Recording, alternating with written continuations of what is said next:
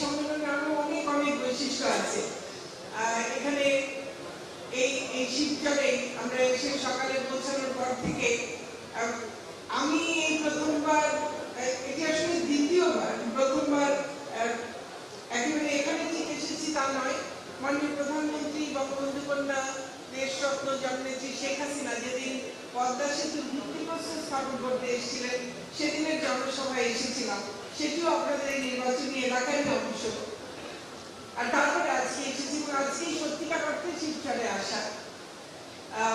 আমি শিবচর সম্পর্কে শুনেছি অনেক উন্নয়ন হচ্ছে, অনেক কিছু হচ্ছে, কিন্তু আজকে এসে অল্প একটু সময়ের মধ্যে যেটুকু দেখলাম বিস্ময়ের ঘোর কাটতে কতদিন লাগবে আমার জানি। আর আমার আগে ঠিক যে দুজন বক্তব্য রাখলেন তারা দুজনই আমার বড় ভাই, দুজনেই 30 বছর ধরে সংসদ সদস্য, এবং সেই তুলনায় আমার পথ পাড়ি দেওয়ার অনেক দূর আছে। যদি আল্লাহ বাঁচিয়ে রাখে এবং আমার এলাকার মানুষ যদি মনে করেন যে তারা আমাকে তাদেরকে সেবা করবার আরো সুযোগ দেবেন, তাহলে হয়তো সেই সুযোগ কোনোদিন পেতে পারি। কিন্তু এই যে এই দুজন, আরো হয়তো অনেক এলাকায় অনেকে আছেন যারা 20-25 বছর বা এরকম সময় আছেন, তাদের এলাকার মানুষও নিশ্চয়ই তাদেরকে ভালোবেসে দিয়েছে। কিন্তু আর কত এলাকায় এমন উন্নয়ন হয়েছে এটি আমার যথেষ্ট সন্দেহ আছে। এবং এটি এই যে সফল নেতৃত্ব এবং তাদের যে দূরদর্শী চিন্তা, যেভাবে আজম ভাই বললেন, এবং আজকে গল্প শুনছিলাম দুজনেরই, তারা কি করে, তখন দুজনেই খুব তরুণ, কি করে তারা সব মন্ত্রণালয় তারা ঘুরেছেন, কি করে তাদের এলাকার জন্য কাজ নিয়েছেন। আমার যেটা সমস্যা হচ্ছে সেটা হলো আমি যেদিন থেকে এমপি হয়েছি তার 6 দিন বাদে থেকে আসলে এমপি শপথ নেওয়ার আগেই মন্ত্রী হয়েছি, কাজেই এমপি হয়ে ওই যে দৌড়ে দৌড়ে সব জায়গায় কাজ করানো সেই সুযোগটা আমার হয়নি। এবং সবাই মনে করেছেন আমি কোনো মন্ত্রীর কাছে কিছু চাইনি, তারা ভেবেছেন উনি তো নিজেই মন্ত্রী, আমি কিছু করতে পারি। তো ওনারা যে সুযোগটা পেয়েছেন আমি সেই সুযোগ কিন্তু পাইনি। তারপরে এলাকার জন্য অনেক কিছু করবার চেষ্টা করেছি, তো এলাকার মানুষ হয়তো ভালো বলতে পারবে। তবে এই যে এত দিকে চিন্তা, আজকে আমি লিটন ভাইয়ের এলাকায় যেটুকু আমি ঘুরে আমাকে দেখালেন, একটা এলাকার সার্বিক উন্নয়ন করতে যা বোঝায় তার সকল দিকে, শুধু অবকাঠামোগত উন্নয়ন, রাস্তাঘাট, ব্রিজ, কালভার্ট তাই নয়, তার সঙ্গে শিল্প গড়ে তোলা, তার সঙ্গে হাসপাতাল, তার সঙ্গে শিক্ষা ব্যবস্থা, এমনকি সাংস্কৃতিক দিকে সেই জগৎটাকেও যেন সেটা খুব ভালোভাবে কাজ করতে পারে, তার জন্য যে অবকাঠামো উন্নয়ন, সমস্ত ব্যবস্থা করা। আর সবচেয়ে বড় জরুরি যেটা যে কোনো এলাকার জন্য সংগঠন, সেই সংগঠনটাও যে তার একেবারে সাজানো গোছানো, সেটাও তো আজকে দেখতেই পাচ্ছি। কাজে লিটন ভাইয়ের কাছ থেকে আমাদের অনেক অনেক অনেক কিছু শেখার আছে, আমাদের সকল সংসদ সদস্যদের, এটুকু বলতে পারি। আর আমি এখন খুব সৌভাগ্যবান, ওনার খুব কাছাকাছি বসি, ওনার কয়েকটা সিট পরেই। কাজে আমি এখন জানি যে আমার এলাকার উন্নয়নের জন্য বুদ্ধি পেতে আমার কোন জায়গায় যেতে হবে। এবং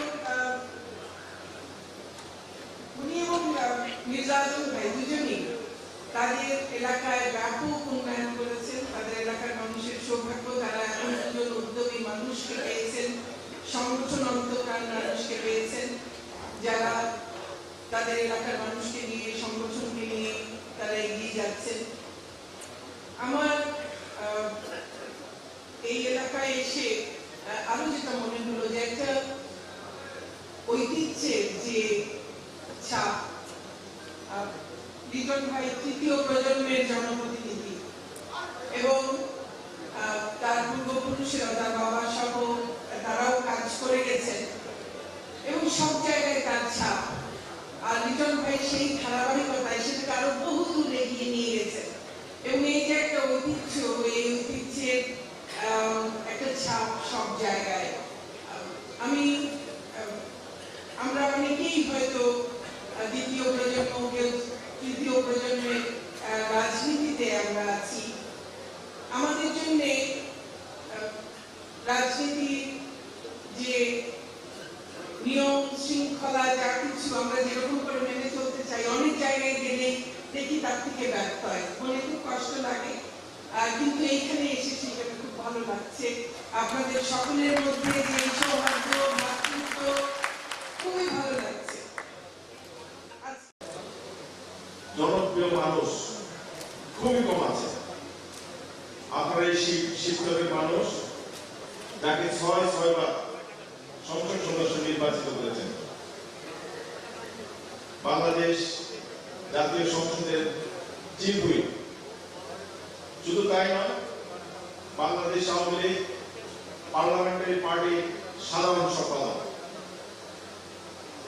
আমার অত্যন্ত প্রিয় বন্ধু নুরুল আলম চৌধুরী লিটন প্রাদেশিক পরিষদের সদস্য নির্বাচিত হয়েছিলেন 1974 সালে। 73 সালে নির্বাচনে তিনি জাতীয় সংসদের সদস্য হিসেবে আপনারা নির্বাচিত করেছিলেন এবং 1991 সালে আপনারা যাকে ভোট দিয়ে এই এলাকার সংসদ সদস্য নির্বাচিত করেছিলেন, আমাদের আজকের সংসদ সদস্য নুরুল আলম চৌধুরী লিটনের পিতা। আমার অত্যন্ত শ্রদ্ধেয়, তার সাথে আমি পার্লামেন্টে মাত্র 3 মাস তার সাথে আমি থাকার সুযোগ পেয়েছিলাম, তার সান্নিধ্যে থাকার সুযোগ পেয়েছিলাম। আমাদের সেই প্রিয় নেতা জনাব ইলিয়াস আহমেদ চৌধুরীর আত্মার প্রতি আমি শ্রদ্ধা জানিয়ে আমি আমার বক্তব্য শুরু করতে চাই। প্রিয় ভাইয়েরা, আমার বোনেরা, আজকে এমন এক নির্বাচনী এলাকায় এসেছি এই সম্মেলনে বক্তৃতা দিতে। সকল জায়গায় আমরা বক্তৃতা দিই, যে জায়গায় যাতে কোনো অন্য রাজনৈতিক দল, বিএনপি, জামাত তাদের বিরুদ্ধে বলে যে এই এলাকার মানুষ যাতে তাদের সংস্পর্শে যেতে না পারে, তাদের দ্বারা প্রভাবিত হতে না পারে, সেই জন্য যাই বক্তৃতা দিই। কিন্তু এমন এক জায়গায় আমরা আজকে বক্তৃতা দিচ্ছি, যে জায়গায় আপনাদের বক্তৃতা শুনলাম, এই জায়গায় কোনো বিরোধী দল নেই। এই জায়গায় নির্বাচন হয়, হবে না, কলেজ সংসদে নির্বাচিত হয়, সেই জায়গায় শুধু আওয়ামী লীগের প্রার্থী ছাড়া কোনো প্রার্থী থাকে না। অতএব এই জায়গায় গতানুগতিক সব বক্তৃতা এই জায়গায় চালালে করে আমার মনে সঠিক হবে না। কারণ আপনারা এই শিবচরের মানুষ, আপনারা প্রমাণ করেছেন যে আপনারা 1991 সাল থেকে 7 বার আওয়ামী লীগ এই জায়গায় নির্বাচন করেছেন। 1991 সালে আমাদের মরহুম, আমাদের শ্রদ্ধেয় নেতা ইলিয়াস আহমেদ চৌধুরী সাহেবকে ভোট দিয়েছেন এবং তার মৃত্যুর পর তার সুযোগ্য সন্তান সে নির্বাচনে একবার নির্বাচন করে এর পরবর্তীতে আরো 5 বার, এই 1991 থেকে 7 বার আপনারা এই এলাকার মানুষ বঙ্গবন্ধুর প্রতি, শেখ হাসিনার প্রতি, নৌকা মার্কার প্রতীকে ভোট দিয়ে আজকে আপনাদের এলাকার এমপি নুরুল আলম চৌধুরীকে আজকে জাতীয় নেতায় রূপান্তরিত করেছেন। সেই কারণে আমার ব্যক্তিগত পক্ষ থেকে আমি আপনাদের অভিনন্দন জানাই, আপনাদের ধন্যবাদ জানাই, আপনাদের কাছে আমি কৃতজ্ঞতা জানাই। প্রিয় ভাইয়েরা, আপনাদের এলাকার সংসদ সদস্য সম্পর্কে আমার কিছু বলতেই হয়। আসলে আমরা দুইজনই 1991 সালে অত্যন্ত তরুণ বয়সে ওই জাতীয় সংসদের সদস্য হওয়ার সুযোগ করে দিয়েছিলেন মাননীয় প্রধানমন্ত্রী শেখ হাসিনা। আমি 91 সালে জাতীয় নির্বাচনে সংসদ সদস্য নির্বাচিত হয়েছি। তার 3 মাস পর আমাদের শ্রদ্ধেয় নেতা ইলিয়াস আহমেদ চৌধুরী সাহেবের মৃত্যুর পর উপনির্বাচনে তার সুযোগ্য সরকার লিটন সংসদ সদস্য নির্বাচিত হল। সেই 1991 সালের সেপ্টেম্বর মাস থেকে আজ পর্যন্ত আমরা পার্লামেন্টে দুইজনই 6 বার সংসদ সদস্য নির্বাচিত হয়েছি। এবং এই তরুণ বয়সে আমি যেদিন সংসদ সদস্য হয়ে মাননীয় প্রধানমন্ত্রী শেখ হাসিনার কাছে আমি সালাম করতে গিয়েছি, মাননীয় প্রধানমন্ত্রী সেদিন আমাকে একটা মন্ত্র শিখিয়ে দিয়ে এসেছিল এবং বলেছিল যে অত্যন্ত কম বয়সে তুমি এমপি হয়েছ, সারা জীবনে তুমি এমপি হতে পারবা যদি আমার একটা কথা তুমি শুনো। আমি বললাম, আপা আপনি যা বলবেন আমি তাই শুনবো। আপা বলেছিলেন আমাকে যে তুমি তোমার এলাকার মানুষকে যদি প্রভু মনে করো, তুমি যদি তাদের সেবক মনে করো, চাকর মনে করো, এটা যদি তোমার মনের মধ্যে রক্ত করতে পারো, সারা জীবন এই এলাকার এমপি হবে। সেই নির্দেশনা নিয়ে আজ পর্যন্ত কিন্তু 6 বার আমি সংসদ সদস্য হয়েছি। আমি বিশ্বাস করি আমার বন্ধু নুরুল আলম চৌধুরী লিটন, তার কাছে আমার নেত্রী, আমার প্রধানমন্ত্রী তিনি একই মন্ত্র দিয়েছিলেন, যে মন্ত্র শুনে আজকে 6 বার এমপি এই এলাকা থেকে নির্বাচিত হয়েছে। আমি দুইবার আসলাম এই মাদারীপুরে এই শিবচরে। এই দুইবার এসে দুইবারই আমি কিন্তু ওর কাছ থেকে কিছু দীক্ষা নিয়ে গেছি, কিছু কিছু শিখে গেছি। কারণ আমিও মনে করি আমার এলাকা অত্যন্ত জনপ্রিয়, আমার এলাকায় আমি অনেক উন্নয়ন কাজ করেছি, কিন্তু যখন এই মাদারীপুরে শিবচরে আসি তখন দেখি আমার বাতি আলো করে যায়, বিরক্ত হয়ে যায়। কারণ আমি যা উন্নয়ন কাজ করছি, আর এই জায়গায় আজকে ওই যে আমার সেক্রেটারি রিপোর্টের মধ্যে যা দেখলাম, পরে মনে হইতেছে যে আসলে আমি ওর ধারে কাছে যেতে পারি।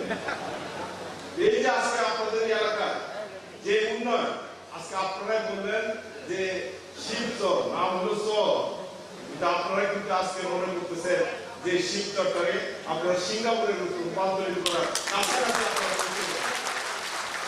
এই যে আপনাদের উন্নয়নের কারিগর, উন্নয়নে রূপরেখা প্রণয়নকারী নেতা নুর আলম চৌধুরী, তাকে আপনারাই তৈরি করেছেন এবং তার বাবা ইলিয়াস আহমেদ চৌধুরী সাহেব তার আশীর্বাদ করে গেছেন। যে আশীর্বাদের প্রেক্ষিতে আজকে এই শিবচর আজকে ঢাকা থেকে মাত্র 40 মিনিটের দূরত্ব। আজকে ওর কাছে গর্ব শুনলাম এই শিবচরে। আমার বিশ্বাস আর 5 বছর যদি মাননীয় প্রধানমন্ত্রী আরেকটা প্রধানমন্ত্রী হিসেবে থাকেন, আমার তো মনে হয় এই শিবচরের প্রত্যেকটা মানুষের একটা করে গাড়ি চালানোর মতো সামর্থ্য আমাদের আছে।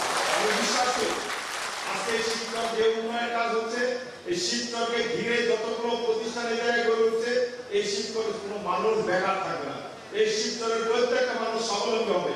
আমি বিশ্বাস করি যে বাংলাদেশের মধ্যে কয়েকটি জেলা আছে অর্থনৈতিকভাবে অত্যন্ত সমৃদ্ধ জেলা, তার মধ্যে 1 নম্বর জেলা হলো বাংলাদেশের নারায়ণগঞ্জ জেলা, দ্বিতীয় সমৃদ্ধ অর্থনৈতিকভাবে সমৃদ্ধ জেলা হলো গাজীপুর জেলা। আমি বিশ্বাস করি উপজেলা হিসেবে যদি বাংলাদেশের সবচেয়ে অর্থনৈতিকভাবে সমৃদ্ধ উপজেলা যদি হয়, সেটা হবে এই বাংলাদেশের শিবচর উপজেলা সবচেয়ে অর্থনৈতিকভাবে সমৃদ্ধ। এবং তার সমস্ত কিছু কারিগর, তার সমস্ত কিছু যে সফলতার যে দাবিদার, তিনি হলেন আমার বন্ধু নুর আলম চৌধুরী লিটন, যে দিন রাত চেষ্টা করে শুধু এই এলাকার উন্নয়ন। সে যখন পার্লামেন্টে কোনো জায়গায় থাকে, আমি কিন্তু তাকে অনুকরণ করি। তার দেখি তার হাতে কোন কাগজটা আছে, আমি কাগজটা হয়তো তার নিয়ে নিই, দেখি কাগজটা দেখি কোথাও ডিও লেটার পেয়েছে। ওই যে ওর কাছে যে ডিও লেটার, সেটা আমি শিখে আমি আমার ওই রাস্তার পথ কাটি। আমরা একসঙ্গে 91 সাল থেকে আমি হওয়ার পর থেকে প্রতিদিনই যাইতাম ওই ইউনিটে, আমরা দুজন একসাথে। যখন আমরা ফ্যাসিলিটি ডিপার্টমেন্ট যেতাম দেখেন একসাথে, আমরা যখন যেতাম শিক্ষা মন্ত্রণালয়ের বারান্দায় করিডোরে হাঁটাহাঁটি করতাম, একজন ক্লার্কের কাছে যেতাম, আমরা দুজন একসাথে। এইভাবে সড়ক জনপথ বিভাগ থেকে শুরু করে এই এলাকার উন্নয়ন ছাড়া সারাদিন কিন্তু মাথায় আর কোনো এজেন্ডা থাকতো না। যার কারণে আজকে একটানা 30 বছর আমি আমার এলাকার উন্নয়ন করেছি, আমার বন্ধু লিটন এই শিবচরের উন্নয়ন করেছে। আজকে এই উন্নয়ন করতে করতে আজকে যদি বাংলাদেশের মধ্যে আমার দীপু আপনি এই জায়গায় আছেন, আমি বলতে মানে একটু কুণ্ঠাবোধ করছি যে উনিও সংসদ সদস্য, ওনার উপস্থিতিতে আমরা এত বড় কৃতিত্বের দাবিদার করাটা ঠিক না, কিন্তু একটু হলো ডিফারেন্স আছে যে আমরা তো শুরু করছি 2009 সাল থেকে, আমরা শুরু করছি একটু আগে, যার কারণে 6 বার আমি হয়েছি। এবং এই 30 বছর যাবত টানা এলাকায় এমন উন্নয়ন করেছি যে উন্নয়ন হিসাব করতে গেলে আমার মনে হয় বাংলাদেশের মধ্যে উপজেলা হিসেবে সবচেয়ে উন্নত উপজেলা হবে এই শিবচর, আর দ্বিতীয় উন্নত উপজেলা হবে আমার নামার করে মেলান্দ এবং মাতারগঞ্জ উপজেলা। এই জন্য আমি আমার বন্ধু লিটনের কারণে এটা হয়েছে। আমরা বিশ্বাস করি এই শিবচর উপজেলার মানুষ লিটন চৌধুরী যতদিন জীবিত থাকবে, যতদিন তার দেহে প্রাণ থাকবে, এই শিবচরের মানুষ তার প্রতি কৃতজ্ঞতায় আবদ্ধ থাকবে, কৃতজ্ঞতার বন্দী থাকবে। এবং যখনই নির্বাচন হারবে, তখনই নৌকা মার্কার প্রতীকে এই এলাকার মানুষ ভোট দিয়ে তাকে বারবার ভোটে নির্বাচিত করবে। সেটা আওয়ামী লীগ যদি রাষ্ট্রীয় ক্ষমতায় যায় তাহলেও দিবে, আর যদি রাষ্ট্রীয় ক্ষমতায় না গিয়ে বিরোধী দলে থাকে তখনও তাকে ভোট দেবে। আমি বিশ্বাস করি